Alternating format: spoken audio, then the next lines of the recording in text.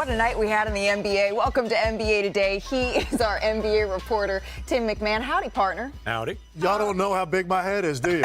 Not me either. I don't know. The only thing, you want the sparkly one, Not to mention the fact, man, this is a serious gel job I did this morning. We can't be messing that up. The hair looks fabulous. The only thing better than having one Tim is having two. We have Tim Legler, three-time champ, Udonis Haslem. I'm Malika Andrews. Fellas, can you believe we're 32 days from the postseason? I do like saying howdy. Teams, they clearly got the memo because it was a playoff-like atmosphere throughout the association, but particularly why we're wearing these cowboy hats in the wild, wild west. That's where the seating changes every single night. You guys know I'm a cowgirl, so get on your steeds and let's roll. The Rockets, the Nuggets, the Warriors, the Lakers, the Grizzlies, the Kings, the Timberwolves all in action. Let's do a little Western roundup, shall we? We start with the Rockets, who entered Monday as a second seed UD in the West, but Quentin Grimes was on a mission. Yeah, 46 point last night. Has been averaging 20 points since he's been in Philly right now. 4 30-point games. 2 40-point games. I'm interested to see how long he sticks around. And thanks to those 46 points, the Rockets found themselves in a 25-point hole here. The last time they overcame a deficit like that, it was the Russ James Harden era. Can they climb back out again? So we pick it back up as we head back to last night with 5 seconds remaining here, just over in the fourth quarter. Jabari Smith Jr. at the free throw line here. Watch out for Şengün on this one, UD. Oh, he's too small. He's too small. You got to do whatever you got to do. The game is on the line right now. You got to grab him, kick him, bite him, whatever you got to do. I'm not sure what kind of box out that was, but baby Jokic, as Perk says, is taking advantage. So to overtime we go, Udonis. Again, the game tied at 131 here. Watch Şengün. Once again, small matchup. That's what you got to do. Beat him up inside. I know we like to shoot a lot of threes, but when you have a mismatch, take advantage. And this one right here would ice the game. Jalen Green hits the three, so the Houston Rockets complete the comeback 144-137, and they stay at that second seed in the Western Conference. So the Nuggets and the Warriors, Denver third in the West, Golden State sixth entering tonight. It was time for Aaron Gordon in this one. Aaron Gordon dialing up a 38-point game when he has to have it, and just recently having missed almost a month to be able to come out and dial it up to this extent, and they needed every one of these points really in this game. Special night. With no Nikola Jokic, no Jamal Murray, no Christian Brown. By the way, huge night for Russell Westbrook as well. His 203rd career triple-double. Jokic, you got to get back in the lineup if you want to catch his record. He'll get there eventually. All right, onward we go. Memphis and Sacramento here. No Ja Morant for the fourth-seeded Grizzlies. The third quarter, this was a tough moment here for the Sacramento Kings.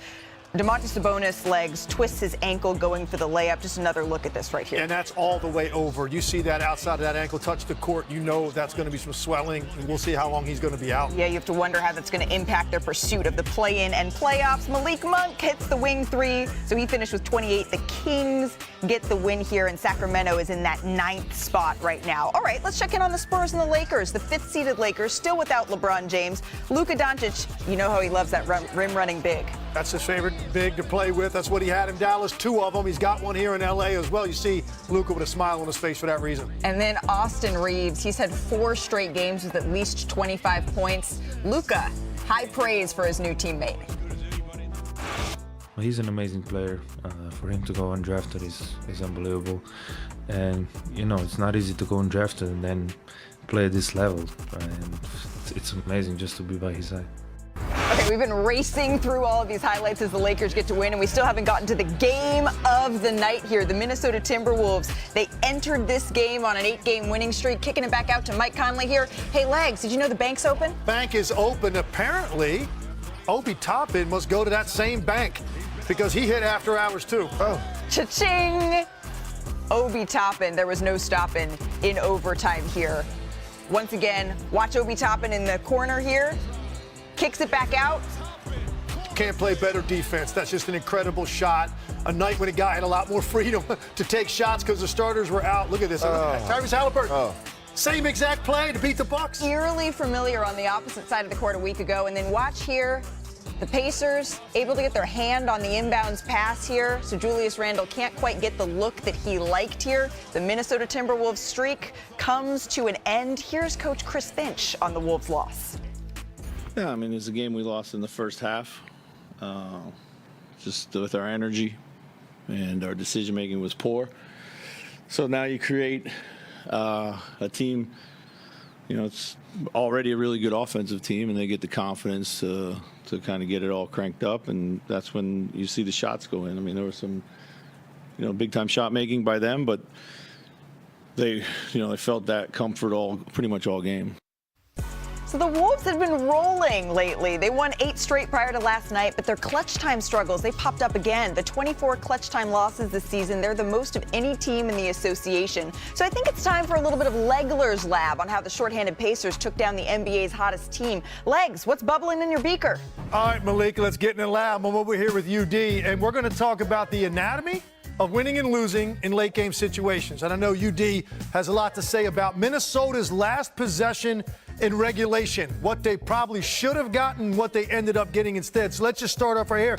And I think, UD, you want to point out what action are they trying to get here off the inbound? I mean, everybody knows that the ball is going to Anthony Edwards, so that's no surprise to anybody right now. So first thing you're going to do is we're going to zipper him up right now with the pin down.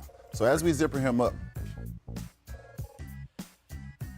Going to get this down screen. You want Anthony Edwards coming up, catching the basketball, and then hopefully he makes the right read. We're going to zipper him up on the down screen. So the ball is in Anthony Edwards' hand right here. Pause it right here.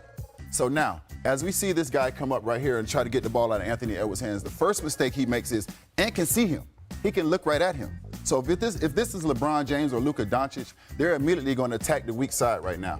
So he should have waited till Anthony went to the left and then came up so he can attack from his blind side. So Ant can see him right now. So that's the first mistake Indiana made. Now, secondly, Ant should be attacking the right side because this is where he has the advantage right here with Julius Randle and Jaden Daniels. Now we can fast forward it. One guy playing 2 on the backside. One guy playing 2 on the backside. This is where the advantage here. He goes to the opposite side. Now he puts himself as a disadvantage. He goes away from the side where there are less defenders right now. So now he goes to the side where you have 1, 2, 3, 4 defenders.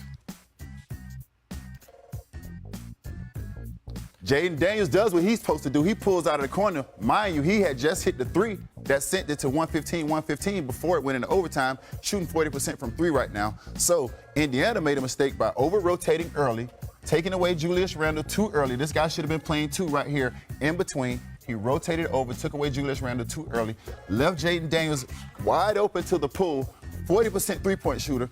This is the maturation for Anthony Edwards. This is the next step. LeBron James, Luka Doncic, guys like that, those guys make that play. You see how crowded it is over there? I put this at the end. Julius Randle, when this ball goes off to him, his head goes down because he's frustrated with the shot they got. Now you go to overtime. So this is what Minnesota did wrong. What did Indiana do right? Starts off here. At the beginning of this possession, you had Anthony Edwards picking up the hot hand on the court, Obi Toppin. So this is his man right here. Weak side, we got these 2 guys matched up. Now you're going to see T.J. McConnell is going to get that brush screen. He's going to try to get some penetration along the baseline to force a reaction on the weak side. And actually, Minnesota does a pretty good job. Right here, you see a recognition of this screen, which means now there's a switch. So now Obi Toppin is guarded right here on the weak side of the floor. Anthony Edwards doesn't fully commit, but he's going to help a little bit on this penetration. But here is ultimately what gets Obi Toppin free. The fact that he continued to come up the floor before he reverses direction. By doing that, he freezes this defender right here. And now as a result,